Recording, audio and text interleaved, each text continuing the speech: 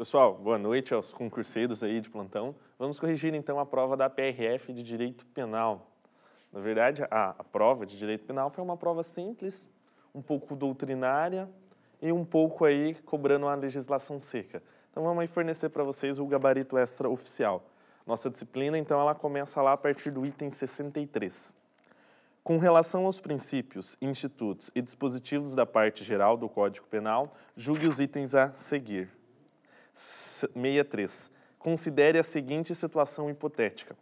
Joaquim, plenamente capaz, desferiu diversos golpes de facão contra Manuel, com o intuito de matá-lo, mas este, tendo sido socorrido e levado ao hospital, sobreviveu. Nesta situação hipotética, Joaquim responderá pela prática de homicídio tentado, com pena reduzida, levando-se em conta a sanção prevista para o homicídio consumado. Certo ou errado, pessoal? Na verdade, a questão está certa. Uma questão extremamente simples, né? O crime tentado, ele recebe a pena do crime consumado, reduzido de 1 a 2/3. Então, você pega lá uma pena do homicídio, o juiz aplica a pena. Aí, no caso da tentativa, ele reduz de 1 a 2/3. Na verdade, a aplicação do artigo 14, inciso 2º. Certa alternativa aí. 64. O princípio da legalidade é parâmetro fixador do conteúdo das normas penais incriminadoras, ou seja, os tipos penais de tal natureza somente podem ser criados por meio de lei em sentido estrito. Certo, né? Em direito penal predomina, então, o princípio da legalidade, previsto lá no artigo 5º, 39 da CF e no artigo 1º do Código Penal. Somente leis penais criam crimes. Quais leis? Leis em sentido estrito, lei complementar e lei ordinária. As demais modalidades, como leis delegadas, medida provisória, não pode legislar sobre matéria penal. Então, 64, certo aí. Vamos lá, 65. A extratividade da lei penal constitui exceção à regra geral de aplicação da lei vigente à época dos fatos. O que é a extratividade? A extratividade é um gênero que engloba, então, a retroatividade e a ultratividade. Na retroatividade, a lei mais benéfica retroage para beneficiar o réu. Na ultraatividade, a lei não mais vigente, ela produz efeitos para o futuro. Então, em matéria penal, extratividade é o quê? É exceção. Alternativa correta. 66. Considere que um indivíduo plenamente capaz, em total estado de embriaguez, decorrente de caso fortuito, atropele um pedestre, causando-lhe a morte. Nessa situação, a embriaguez não excluía a imputabilidade penal do agente. Primeira coisa, tem um erro de português aqui na questão, né? Mas prosseguindo, a alternativa ela está errada. Ela é uma aplicação literal do artigo 28, parágrafo 1º do Código Penal. Vejamos o que diz o artigo 28, parágrafo 1º. Não exclui a imputabilidade penal a emoção ou a paixão, inciso 2º, a embriaguez, voluntária ou culposa, pelo álcool ou substância de efeitos análogos. Parágrafo 1º. É isento de pena o agente que, por embriaguez completa, proveniente de caso fortuito ou força maior, era, ao tempo da ação ou da omissão, inteiramente incapaz de entender o caráter ilícito do fato ou de determinar-se de acordo com este entendimento. Então, a embriaguez completa por caso fortuito é causa de inimputabilidade. Por consequência, exclui a culpabilidade. Alternativa errada. Prosseguindo aí. 67. O ordenamento jurídico brasileiro prevê a possibilidade de ocorrência de tipicidade sem antijuridicidade, assim como de antijuridicidade sem culpabilidade. Vamos lá. Olha só, 2 perguntas em uma só. Então, o ordenamento jurídico, ele prevê casos que eu tenho a tipicidade, mas eu não tenho a antijuridicidade. Exemplo, as excludentes de ilicitudes previstas lá no artigo 23. Legítima defesa. A legítima defesa, ela decorre de uma ação típica, mas aí eu não tenho a ilicitude. Então, eu tenho ações típicas e não ilícitas. Casos excludentes de ilicitude. E eu teria a ação inculpáveis em que a antijuridicidade está prevista? Tenho. É aqueles casos que excluem a culpabilidade. Exemplo, coação moral irresistível, obediência hierárquica, erro de proibição. Eles excluem o quê? A culpabilidade. Mas o que eles mantêm? A ação típica, ilícita ou antijurídica. Alternativa certa. 68. Em relação ao concurso de pessoas, o CP adota a teoria monista, segundo a qual todos os que contribuem para a prática de uma mesma infração penal cometem um único crime, distinguindo-se, entretanto, os autores do delito dos partícipes. Certo ou errado? A alternativa está certa. É a aplicação literal do artigo 29. O nosso Código Penal adota qual teoria a respeito aí do concurso de pessoas? Adota teoria monista. Porém, a gente tem uma exceção. Em alguns delitos, como o caso do aborto, 124, 126, eu tenho uma exceção à teoria monista, em que cada agente responde por um delito. Mas a resposta está correta. O nosso Código Penal adota a teoria monista. Correta aí. 69.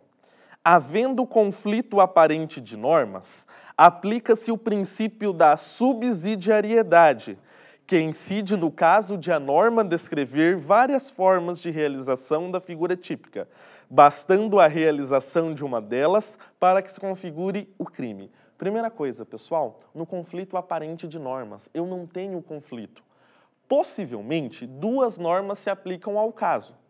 Possivelmente. Por isso que eu falo aparente, não é um conflito real. Nestes casos, eu tenho os princípios da especialidade de previsão legal, no artigo 12, da subsidiariedade, que pode ser tácita ou expressa, e da consunção. A descrição do item 69, ela não se refere ao princípio da subsidiariedade. Por quê? Porque na subsidiariedade, uma norma está contida na outra. Na verdade, eu tenho uma escala de ataque ao bem jurídico. Dependendo dessa escala, aplica-se uma norma em detrimento da outra. A redação da alternativa 69, ela diz respeito a um tipo misto, que tanto pode ser alternativo, tanto quanto pode ser cumulativo. Mas ela não versa sobre o princípio da subsidiariedade. Por isso a alternativa é incorreta, errada. Vamos lá, prosseguindo. No que se refere aos delitos previstos na parte especial do Código Penal, julgue os itens de 70 a 74. Pessoal, aqui foi inteiramente legislação especial. Misturou doutrina com letra da lei. Vamos lá, vamos ver o 70. Considere a seguinte situação hipotética. Aproveitando-se da facilidade do cargo por ele exercido em determinado órgão público, Arthur, servidor público, em conluio com Maria, penalmente responsável, subtraiu dinheiro da repartição pública onde trabalha. Maria, que recebeu parte do dinheiro subtraído, desconhecia ser Arthur funcionário público. Nessa situação hipotética, Arthur cometeu o delito de peculato e Maria o delito de furto? Certo ou errado, pessoal? Essa aí foi uma questão com uma pegadinha. Primeiro, teve uma redação de português truncada. Então, vamos lá. Nós estamos diante do delito do quê? Delito de peculato, previsto lá no artigo 312 do Código Penal. Arthur era servidor público. Ele, então, com o conluio de Maria, desviou dinheiros provenientes da administração pública. Ele, Arthur, responde pelo delito de peculato. E a Maria responde por qual delito? Aí a gente lembra do artigo 30. No artigo 30, o que diz? Vou ler aqui para vocês o artigo 30. Não se comunicam as circunstâncias e as condições de caráter pessoal, salvo quando elementares do crime. Então, se a Maria tivesse conhecimento de que o Arthur era funcionário público, responderiam os dois pelo mesmo delito, por força do artigo 30. Agora, como a Maria, ela desconhecia Arthur ser funcionário público, eu não posso aplicar a norma do artigo 30. Então, Arthur responde por peculato e Maria vai responder por furto. Então, a alternativa ela está correta.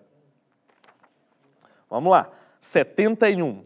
O crime de consunção configura-se com a exigência, por funcionário público, de vantagem indevida, ao passo que, para a configuração do crime de corrupção passiva, basta que ele solicite ou receba a vantagem, ou ainda aceite promessa de recebê-la. Pessoal, letra da lei. Era só ter conhecido o artigo 316 e ter conhecido o artigo 317. Quando eu pego lá o artigo 316, o que diz a lei? A lei fala justamente em exigir, para si ou para outrem. Que delito eu tenho? Concussão. Quando a lei fala em solicitar ou receber, eu tenho delito de corrupção passiva. Então a alternativa ela está o quê? Ela está correta. Cópia literal do 316 e 317. Correta aí. 72. Considere a seguinte situação hipotética. Pedro e Marcos, penalmente responsáveis, foram flagrados pela polícia enquanto subtraíam de Antônio, mediante ameaça com emprego de arma de fogo, um aparelho celular e a importância de R$300. Pedro, que portava o celular da vítima, foi preso, mas Marcos conseguiu fugir com a importância subtraída. Nessa situação hipotética, Pedro e Marcos, em conluio, praticaram o crime de roubo tentado. Pessoal, primeira coisa, primeiro detalhe, atenta-se. Atenta-se que eu estou diante do delito de roubo. Por ser delito de roubo, a consumação não se dá com a posse mansa e pacífica da res furtiva, tal qual o artigo 155 do Código Penal. No delito de roubo, ele se consuma meramente com a retirada da disponibilidade da coisa do seu legítimo proprietário. Saiu da vigilância da vítima, o que eu tenho? A consumação do delito. Então, neste caso, eu estou diante de um roubo consumado, porque o bem protegido, ele saiu da esfera de disponibilidade da vítima. Aqui não é necessária a posse mansa e pacífica, como é no furto. Então, a alternativa está errada. 72. Em se tratando do crime de furto mediante fraude, a vítima ludibriada entrega voluntariamente a coisa ao agente. No crime de estelionato, a fraude é apenas uma forma de reduzir a vigilância exercida pela vítima sobre a coisa, de forma a permitir sua retirada. Pessoal, aquela velha e boa questão. Furto mediante fraude, estelionato com elemento fraude. A alternativa está o quê? Errada. O que fez o examinador? Na hipótese de furto mediante fraude, ele descreveu estelionato. Na hipótese de estelionato, ele descreveu furto mediante fraude. No estelionato, a fraude consiste no quê? Na vítima, mediante um engodo, ludibriada, ela mesma entrega o objeto para o agente. Já no furto mediante fraude, o que acontece? A vítima, em detrimento da fraude, ela deixa, ou melhor dizendo, a visualização, a proteção sobre a coisa é diminuída. Então, o que fez o examinador? Trocou as descrições. Por isso, a questão está errada. E, por fim, item 74. Considera-se crime hediondo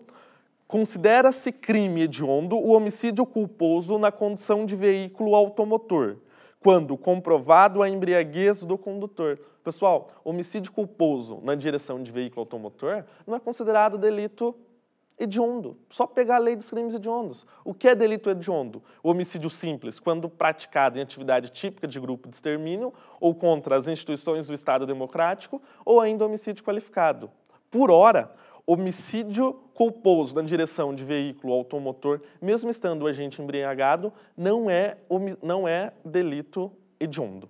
Então, pessoal, terminamos aí correção, uma prova simples aí da PRF. Vocês concurseiros, os que não passaram agora, tem outros concursos. Concurso, além do conhecimento, é uma questão do quê? Uma questão de técnica. A CESP, ela não altera muito nas suas provas. Se vocês pegarem a prova da CESP, da PF e a prova da PRF foram idênticas. Os assuntos cobrados foram praticamente iguais. Segue o mesmo estilo. Parte geral, parte especial. Então, era isso. Até mais, pessoal.